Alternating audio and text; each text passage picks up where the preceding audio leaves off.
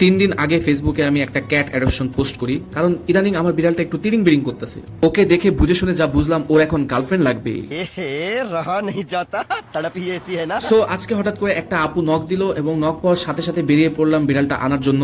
আজকে রাস্তায় গরম পড়লো, ওয়েদারটা ছিল খুবই সুন্দর, তাই আর আজকে রিক্সা নিলাম না, হেঁটে হেঁটে চলে যাচ্ছি। তার আগে একটা কথা বলে দিই, অনেকে মনে করে বিড়াল পোষাটা অনেক সহজ, কিন্তু আসলে বিড়াল পোষাটা এতটাও সহজ না। ওদের খাবার বিল আছে, ওদের অনেক কিছু বিল আছে। যেমন মনে করেন যে কোনো একটা বিড়াল অসুস্থ হলো, তখন ওইটার উপরে একটা খরচা আছে।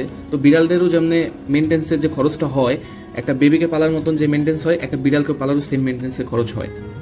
তো এখন আমি আপুর বাসার নিচে, আর বাসার নিচে এসে বিড়ালটা রিসিভ করে নিই। বিড়ালটা মাশাআল্লাহ অনেক সুন্দর, বাই দ্য ওয়ে বিড়ালটার নাম পিঙ্কি। সো ইফতারি শুরু হয়ে যাবে, তার আগে বাসায় চলে যাচ্ছি, কারণ আজকে ইফতারির প্রস্তুতি নিতে হবে। আর নবলুকেও তো বিড়ালটা দেখাতে হবে। তো বাসায় এসে নবলুকে পিঙ্কির সামনে দিই।